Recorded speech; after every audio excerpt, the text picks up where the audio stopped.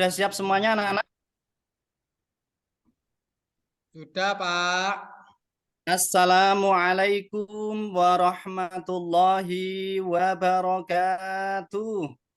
Waalaikumsalam Waalaikumsalam warahmatullahi warahmatullahi wabarakatuh. wabarakatuh. Baiklah anak-anakku, pagi hari ini puji syukur alhamdulillah kita masih diberikan umur panjang oleh Allah, tentunya masih bisa melaksanakan pembelajaran pagi hari ini dengan keadaan sehat walafiat.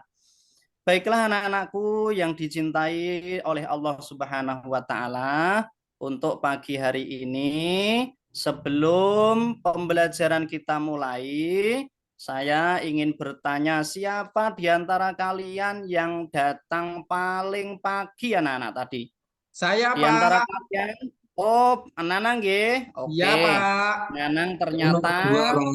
adalah anak yang sangat disiplin karena menunjukkan bahwa pagi hari ini dia ternyata paling awal di dalam berangkat daripada teman satu kelas. Baiklah, oleh karena itu, karena kedisiplinan Nanang, maka saya berikan tanggung jawab untuk memimpin doa pada pagi hari ini. Silakan Ananda Nanang untuk memimpin doa pada pagi hari ini. Siapa? Ayo teman-teman duduk yang rapi di tempat duduk. Duduk siap, gerak. Berdoa mulai. Bismillahirrahmanirrahim. Bismillahirrahmanirrahim.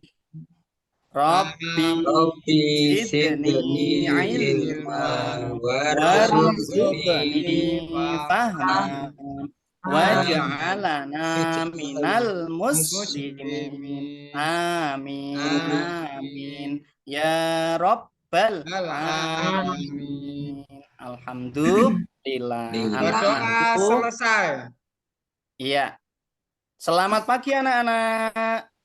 Selamat Pagi, pagi, Bapak. Bagaimana kabarnya? Sehat? Sehat, Bapak.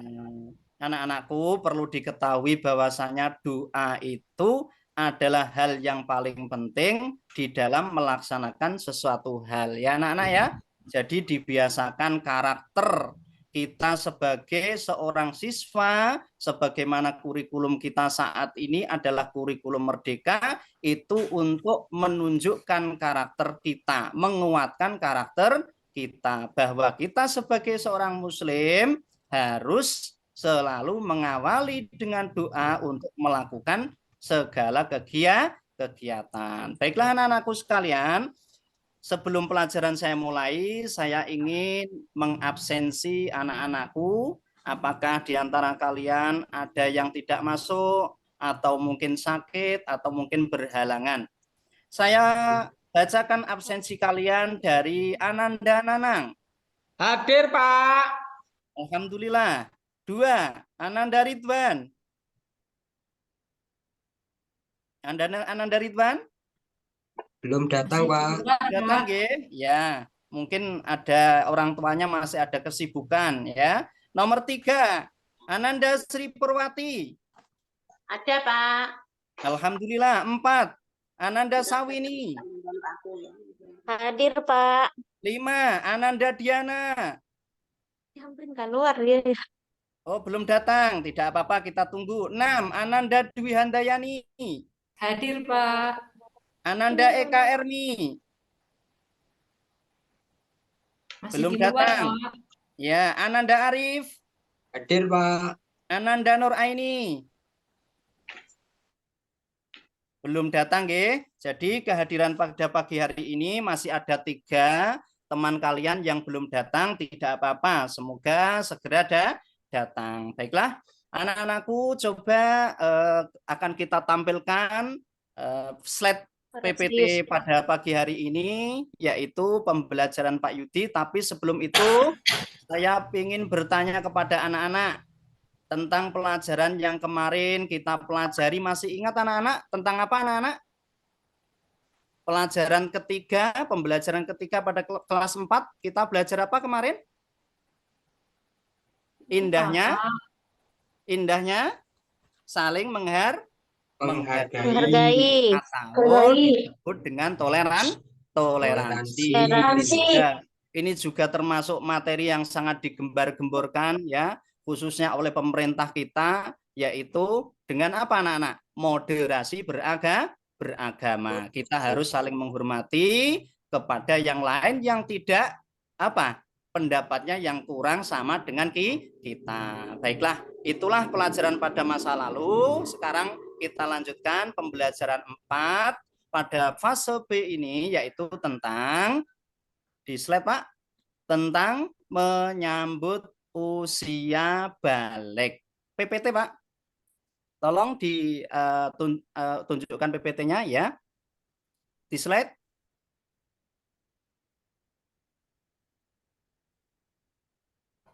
Di slide Pak, PPT-nya Pak. Oke, terima kasih.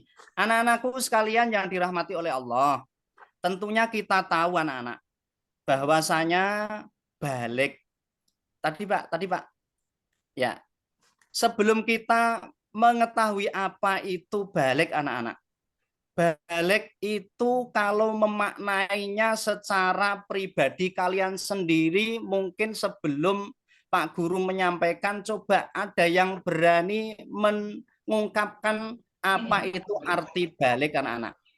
Coba Ananda Arif, apa itu arti balik? Besar, Pak. Ya, boleh. Tidak apa-apa, silakan. Ananda Dwi Handayani, apa itu balik anak-anak? Sudah masuk remaja, Pak. Sudah masuk remaja, boleh, tidak apa-apa. Ananda Sawini. Ananda Sawini. Sudah tahu Pak, mana yang baik dan mana yang tidak. Betul, ketiga-tiganya adalah jawaban yang paling tepat, memang sudah betul. Tetapi di sini mari kita belajar bersama bahwasanya balik diambil dari bahasa Arab yang mempunyai arti sampai. Sampai apa anak-anak? Yaitu sampai di dalam memasuki usia dewasa. Jadi yang anak kecil dengan anak dewasa itu berbeda. Dari segi umurnya berarti sudah sampai. Dari segi berat badannya sudah meningkat. Dari segi pemikirannya sudah sampai dan lebih dewasa. Atau di dalam Kamus Besar Bahasa Indonesia, balik sendiri yaitu memiliki arti cukup umur. Apa anak-anak? Arti balik menurut bahasa yaitu cukup umur. Anak-anakku sekalian, coba kita lihat gambar di slide PPT Pak Guru ini. Coba di situ ada berbagai macam gambar, ada bayi, ada kemudian usia sekolah SD. Betul Pak tadi Pak? Ada kemudian SMP sampai dengan yang tua. Anak-anakku kira-kira saat ini itu di tahap mana anak-anak? Di tahap mana anak-anak? Tahap sekolah. Tadi SD, Pak. Ya, tadi SD remaja, Pak. Ya, betul. Di tahap sekolah, yaitu yang berwarna merah putih. Merah putih. Umurnya kalian pasti selisih sedikit banyak itu tidak terlalu banyak. Pasti hanya selisih 1 tahun atau berapa bulan. Berarti ini menunjukkan bahwasanya tidak termasuk balik kalau kalian belum melalui tanda-tanda seorang yang balik. Ya toh? Jadi tanda-tanda balik laki-laki maupun perempuan itu berbeda anak-anak. Nanti akan kita pelajari bersama-sama ya. Dan orang yang memasuki usia balik itu disebut dengan istilah mukallaf. Baik, lanjut Pak. Pak Nanang. Oke, terima kasih. Anak-anakku, tentunya kita akan diberikan tanda-tanda balik. Nah, tanda-tanda balik sendiri itu ada 2 hal, anak-anak. tanda-tanda balik menurut ilmu fikih dan tanda-tanda balik menurut ilmu biologi. Nah, coba anak-anakku kita baca bersama-sama tanda-tanda balik menurut fikih. Ya. Pertama apa anak-anak? Mimpi Basah, Pak. Ya, mimpi basah atau untuk dikatakan laki ihtilam. ihtilam untuk laki-laki. Sedangkan untuk perempuan apa anak-anak? Haid, Ya, yaitu haid atau menstruasi. Yang ketiga, berusia 15 tahun. betul sekali anak-anakku. Jadi makanya kenapa tadi dikatakan Pak Guru bahwasanya antara laki-laki dan perempuan itu berbeda. Yang pertama, laki-laki tadi apa? Arif ditunjukkan dengan Mimpi basah. ya, yang perempuan Sawini ditunjukkan Overhead. ya, Haid, haid. Pak. Oh, ya Ridwan sudah hadir ya. Ya. Hadir. Yang ketiga apa Ridwan? Coba sebutkan. Usia 15 tahun. Usia 15 tahun. Tentunya tiga hal ini adalah hal yang sangat penting untuk kita mengetahui, oh kita ini sudah masuk balik apa belum.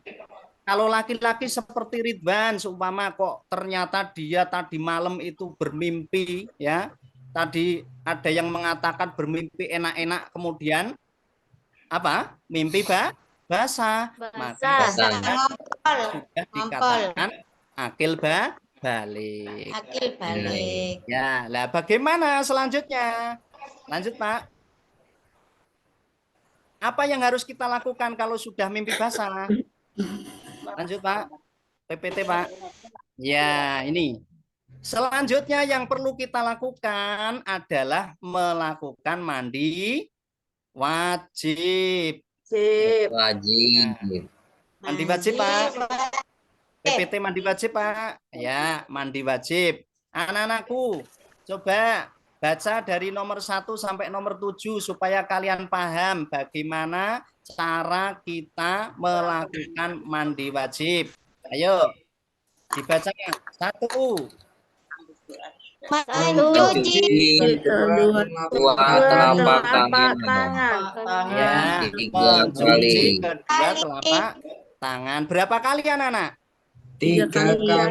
3 kali. Ya, terus yang nomor 2. Mencuci alat kelamin.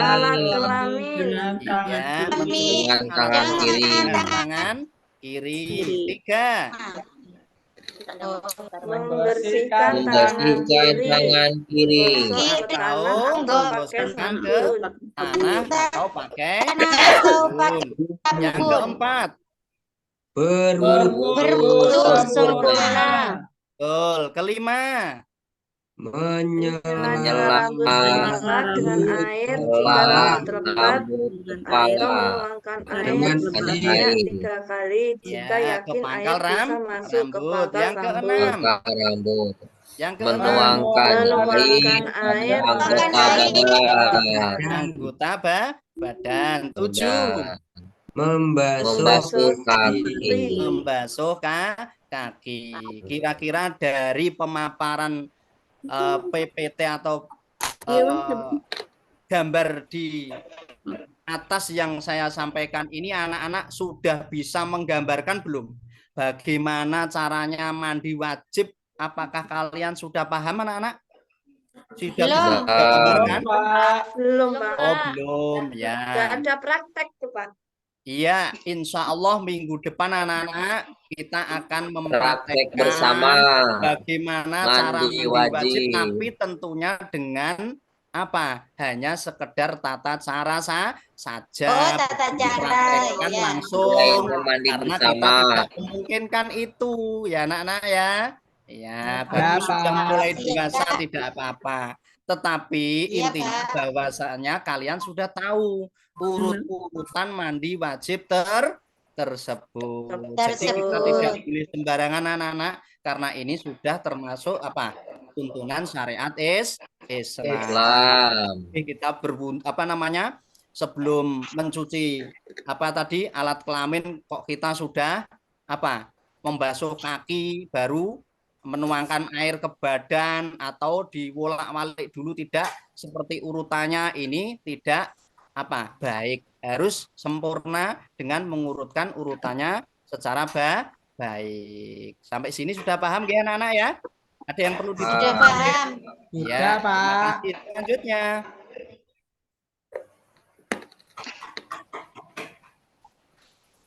Ya, itu ya. Jadi kalau kita sudah mandi wajib karena kita bermimpi basah atau setelah kita selesai haid bagi perempuan. Selanjutnya adalah tanda-tanda balik menurut ilmu biologi. Tadi yang pertama sudah diterangkan menurut ilmu fikih, ya. Sekarang kita menginjak kepada tanda-tanda balik menurut ilmu biologi. Yang pertama, untuk anak laki-laki itu ditandai dengan apa, anak? Suara. Suaranya Makin besar. atau semakin besar. Mungkin anak-anak mengerti berbeda antara laki-laki kecil atau anak kecil dengan laki-laki dewasa. Dewasa. Suaranya sudah berbeda. Itu karena apa? Tanda balik sudah datang. Terus kemudian Dwi Handayani, sebutkan nomor 2, jangan tidur saja, ayo. Ngantuk ini ya. Ngantuk, Pak. Nah, Iya, Pak. nanti ditulis ke S Pak Guru ya. Ayo sekarang dibaca dulu. Coba yang kedua apa itu? Tumbuhnya jakun. Tumbuhnya jakun. Ayo, tahu nggak itu jakun anak-anak? Apa itu Di jakun? bawah leher. Iya, Ridwan pinter. Itu namanya jakun. Yang Jakun. ketiga, Sawini. Tumbuhnya kumis. Iya, Jenggot. tumbuhnya kumis, Seperti Pak Guru. jenggot, rambut Kumis. ketiak, Iya. atau rambut Iya. lain pada anggota Pak badan Guru yang kumisan. iya, Aduh, yang Pak tidak Guru bisa kumis. disebutkan. Nah, tetapi di dalam mempelajari ilmu fikih ini boleh anak-anak. Ya, jadi kita Pak Guru menerangkan seperti ini bukan jorok ya, tetapi ini memang sebuah kewajiban yang harus disampaikan. Ya. Selanjutnya pertumbuhan badan yang semakin pesat dan berotot disertai nafsu makan yang meningkat. Meningkat. Adalah anak laki-laki. Selanjutnya. Sekarang tanda-tanda balik menurut ilmu biologi untuk anak perempuan. Ya. Ya, yang pertama adalah suaranya terdengar lebih halus, tumbuhnya bulu di beberapa bagian tubuh, perubahan fisik pada beberapa bagian tubuh, terutama yaitu pada bagian pinggul dan dada. Nah, terus yang paling terpenting adalah menstruasi atau haid. Haid. Adalah sunnatullah. Sunnatullah itu sudah ketetapan Allah, anak-anak. Jadi kalau nanti seumpama anak-anak Dwi Handayani kok nanti sudah umur 10 tahun atau 11 tahun kok tiba-tiba keluar cairan merah ya dari apa namanya? Dari apa namanya? Itu tandanya kamu sudah haid, jangan takut. Itu adalah hal yang biasa yang memang mutlak kodrat dari Allah Subhanahu wa Ta'ala. Kemudian dadanya semakin membesar, ya toh. Ada ketertarikan dengan lawan jenis, itu juga termasuk apa, Nana? Termasuk tanda-tanda balik biologi. Selanjutnya.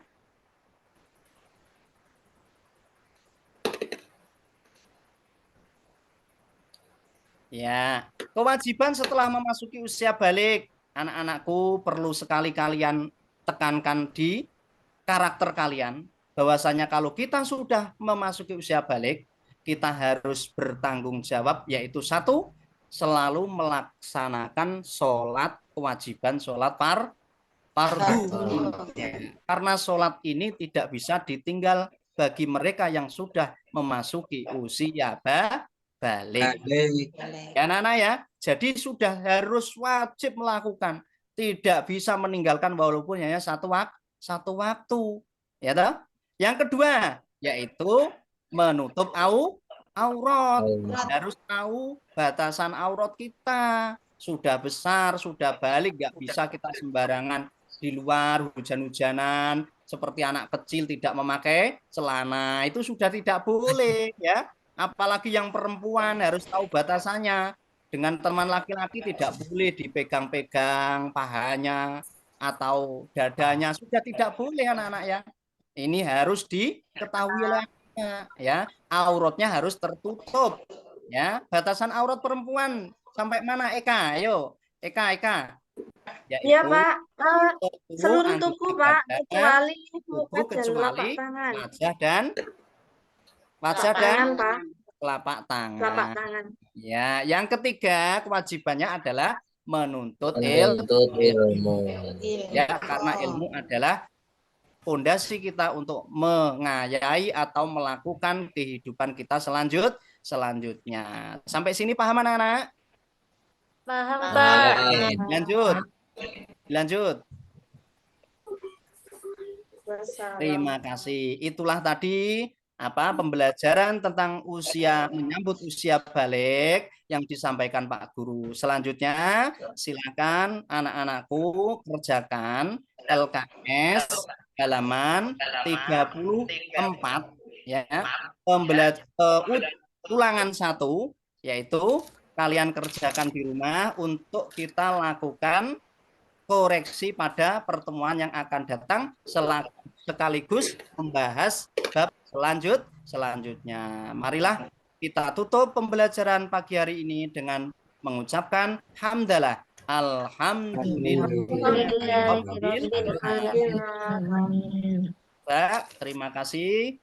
Sekarang Pak Guru mohon izin apabila ada salah kata mohon dimaafkan. Billahi taufik wal hidayah waridho wal inayah. Wassalamualaikum warahmatullahi wabarakatuh. Waalaikumsalam warahmatullahi Wabarakatuh. Lanjut Bu Eka. Saya dulu Bu, karena laptop saya sering mati nanti daripada bermasalah. Oh ya sudah, monggo Bu Sri Purwati nggih. Bismillahirrahmanirrahim. Assalamualaikum warahmatullahi wabarakatuh. Selamat pagi. Waalaikumsalam warahmatullahi wabarakatuh. Selamat pagi anak-anak. Bagaimana kabarnya pagi ini anak-anak? Tentunya Alhamdulillah, luar biasa. masih bersemangat dalam mengikuti pembelajaran pada pagi hari ini. Anak-anak, kita sebelum belajar, kita berdoa terlebih dahulu, doa mau belajar bersama-sama. Mari anak-anak, kita bersama-sama doa mau belajar. Ya, sebelum kita berdoa, apakah manfaatnya berdoa itu? Kita berdoa kepada Allah Subhanahu wa taala supaya kita diberi keridhaan, kemudahan dan kelancaran dan bisa memahami apa yang kita pelajari pada hari ini. Marilah anak-anak kita berdoa bersama-sama. A'udzu billahi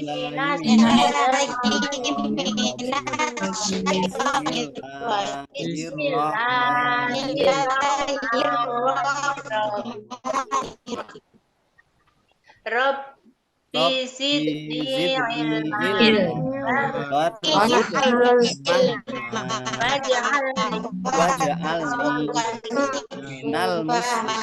amin ya rabbal alamin. Pak Nanang tolong dibantu media belajarnya Pak Nanang ya. Yang artinya ya Allah tambahkanlah aku ilmu dan berilah aku karuniamu agar aku dapat memahaminya pembelajaran pada hari ini dan aku termasuk orang-orang yang soleh. Di sini anak-anak, Pak Nanang bisa membantu media belajar yang saya kirim tadi? Proses Bunda sebentar. Ya, terima kasih Bu Pak. Sudah Bu.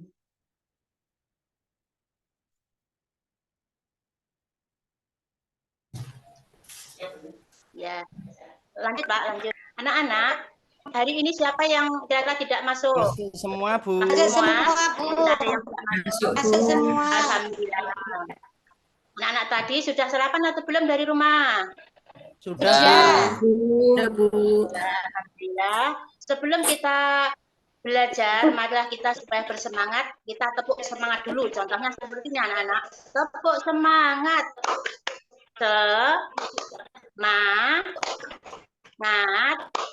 Semangat. Ayo ulangi anak-anak bersama-sama. Tepuk semangat. Terima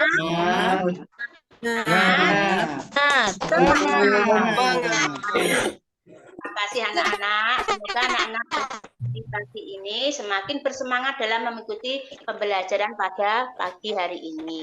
Di sini Bu Guru mau menyampaikan tentang pembelajaran mengenai kisah hijrahnya Nabi Muhammad ke Madinah pada fase B, kelas 4, pembelajaran 5. Lanjut, Pak. Hijrahnya Nabi Muhammad SAW. Anak-anak tentunya ada yang belum tahu apakah itu hijrah. Hijrah artinya pindah. Di sini dalam Kamus Besar Bahasa Indonesia, hijrah artinya perpindahan Nabi Muhammad SAW bersama dengan sebagian pengikutnya dari Mekah ke Madinah untuk menyelamatkan diri dari tekanan dan ancaman dari kaum kafir Quraisy. Anak-anak, Nabi Muhammad hidup di dua tempat, yaitu di Mekah dan di Madinah. Nabi Muhammad dilahirkan dan dibesarkan di kota Mekah, anak-anak ya. Terus Nabi Muhammad hidup di kota Mekah selama 13 tahun. Di situ Nabi Muhammad diangkat menjadi Rasul dan berdakwah di kota Mekah. Karena dakwahnya di kota Mekah itu tidak begitu maju pesat karena banyak tantangan dan penolakan dari kaum Quraisy, maka Nabi Muhammad berniat untuk berhijrah ke Madinah. Nah, anak-anak, berikutnya apa sebabnya Nabi Muhammad hijrah dari Mekah ke Madinah? Yang satu yaitu turunnya perintah dari Allah. Nah, anak-anak perlu diketahui, Nabi Muhammad menyiarkan ajaran Islam di Mekah. Mekah adalah kota kelahiran Nabi Muhammad. Nabi Muhammad pindah atas perintah Allah Subhanahu wa Ta'ala. Yang kedua yaitu tekanan dari kaum kafir Quraisy, karena orang kafir Quraisy selalu tidak suka dan mengancam Nabi Muhammad, maka Nabi Muhammad merasa di Mekah tidak aman di dalam menyiarkan ajaran Islam, maka dia terpaksa pindah atau hijrah dari Mekah ke Madinah untuk menyiarkan ajaran Islam supaya bisa semakin berkembang. Untuk yang ketiga, jaminan keamanan dari penduduk Madinah. Karena penduduk Madinah, anak-anak, mendengar kabar bahwa Nabi Muhammad di kota Mekah dalam menyiarkan ajaran Islam mendapat ancaman, tekanan, bahkan rencana pembunuhan, maka penduduk Madinah merasa iba, merasa kasihan dengan Nabi Muhammad. Dia meminta Nabi Muhammad untuk pindah ke Madinah dan penduduk Mekah menjamin keamanannya atas ancaman dari kaum kafir Quraisy terhadap Nabi Muhammad SAW. Yang keempat yaitu permintaan penduduk Madinah dan berjanji akan membantu dakwah Nabi Muhammad SAW. Penduduk Mekah saking sukanya kepada Nabi Muhammad, saking ngebannya Nabi Muhammad, penduduk Mekah meminta Nabi Muhammad untuk pindah di Madinah dalam menyiarkan ajaran Islam, dan penduduk Madinah berjanji akan membantu dakwahnya Nabi Muhammad supaya berkembang di Madinah. Yang kelima yaitu peristiwa Baiat Aqobah. Penduduk Madinah mengharapkan Nabi Muhammad pindah ke Madinah supaya aman dari ancaman dari kaum kafir Quraisy. Anak-anak, penduduk Mekah, anak-anak perlu ketahui, yang pindah dari Mekah ke Madinah itu namanya kaum Muhajirin. Sedangkan penduduk Madinah yang menerima kedatangan Nabi Muhammad itu disebut dengan kaum Ansor. Perlu ketahui anak-anak itu. Selanjutnya perjalanan hijrah Nabi Muhammad SAW ke Madinah. Yaitu satu, kafir Quraisy menyusun rencana. Karena Nabi Muhammad dalam berdakwah semakin banyaknya pengikut, orang kafir Quraisy semakin kesal, semakin marah, dan mereka menyusun rencana dengan cara ingin membunuh Nabi Muhammad dengan cara mengumpulkan para pemuda-pemuda tangguh banyak mungkin untuk mengepung rumah Nabi Muhammad yang berencana untuk membunuh beliau. Ini menyusun rencana hijrah. Nabi Muhammad pada malam itu atas izin Allah pergi ke rumah Abu Bakar. Abu Bakar adalah sahabat Nabi Muhammad yang paling setia menemani Nabi Muhammad hijrah ke Madinah. Nabi Muhammad keluar dari rumah tanpa diketahui oleh kaum kafir Quraisy tersebut, itu karena pertolongan Allah, anak-anak. Terus Nabi Muhammad bersama Abu Bakar pergi meninggalkan kota Mekah menuju ke Madinah. Di tengah perjalanan untuk menghindari dari kejaran dari kaum kafir Quraisy, Abu Bakar dan Nabi Muhammad bersembunyi di dalam gua Sur. Yang berikutnya, perjalanan menuju ke Madinah. Nabi Muhammad berdakwah pindah dari ke Mekah ke Madinah melalui jalan yang berbeda, melalui jalan yang tidak biasa dilalui oleh kafilah-kafilah sebelumnya untuk menghindari kejaran dari kaum kafir Quraisy. Yang kemudian sampai di Madinah, Nabi Muhammad perjalanan hijrah dari Mekah ke Madinah. Di sana meskipun di dalam perjalanan mengalami beberapa banyak rintangan dan tantangan, karena semua itu Nabi Muhammad percaya bahwa mereka selalu dibantu oleh Allah, maka perjalanan mereka berdua selamat sampai tujuan di Madinah. Sampai di sana, penduduk Madinah menyambutnya dengan sukacita, dengan lantunan alunan nyanyian yang sangat mengharukan.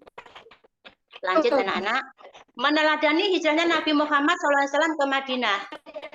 Yang satu yaitu rela berkorban, bahwa Nabi Muhammad anak-anak bersama Abu Bakar rela berkorban, mengorbankan harta benda, jiwa, raga, bahkan rela mengorbankan nyawanya untuk berdakwah menyiarkan ajaran Islam dari ancaman dari kaum kafir Quraisy.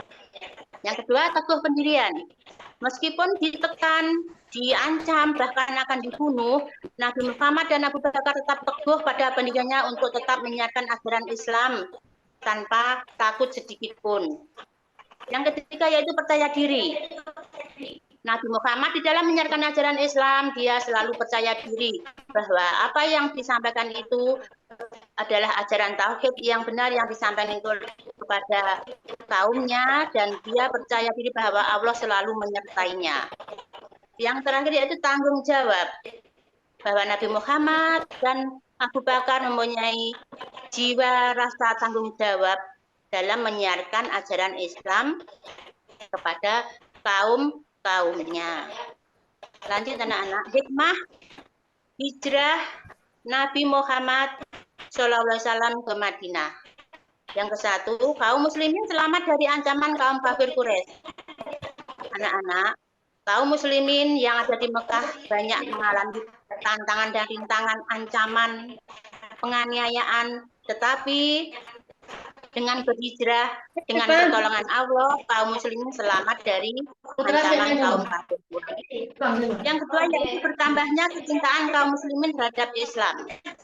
Dengannya banyak rintangan dan perjuangan yang begitu berat, kaum muslimin semakin bertambah kecintaannya terhadap agama Islam. Yang ketiga yaitu semakin kuat persaudaraan kaum muslimin. Dengan begitu anak-anak menimbulkan rasa persaudaraan semakin kuat antara kaum muhajirin dengan kaum Ansor. Yang keempat yaitu terjalin persaudaraan kaum muslimin. Dengan hijrahnya Nabi Muhammad dari Mekah ke Madinah, Tentunya terjalinlah persaudaraan antara kaum Ansor dengan kaum Muhajirin. Lanjut anak-anak. Terima kasih ya anak-anak. Dengan pembelajaran ini saya harapkan anak-anak bisa meneladaninya sifat-sifat Nabi Muhammad yang mulia itu. Di sini nanti anak-anak ada tugas dikelompokkan aja menjadi 2 kelompok. Oke, kelompok 1 dan kelompok 2. Tugas anak-anak nanti dalam satu kelompok menulis hikmah hijrahnya Nabi Muhammad dari Mekah ke Madinah. Nanti dikumpulkan di pembelajaran berikutnya. Ya, anak-anak, pembelajaran hari ini semoga bermanfaat untuk anak-anak semua dan bisa diterapkan dalam kehidupan sehari-hari anak-anak di rumah maupun di sekolah, dan semoga bermanfaat untuk kita semua. Kurang lebihnya saya mohon maaf. Cukup sekian. Wassalamualaikum warahmatullahi wabarakatuh. Waalaikumsalam warahmatullahi wabarakatuh. Baik, terima kasih langsung Bu Eka. Mohon izin Bunda tinggal 3 menit. Perlukah Oh, tinggal diperpanjang? 3 menit. Nggih. Berarti pakai link lagi, Pak Nanang. Nggih, siap Bunda, siap. Saya izin Ya. matikan dulu. Oke.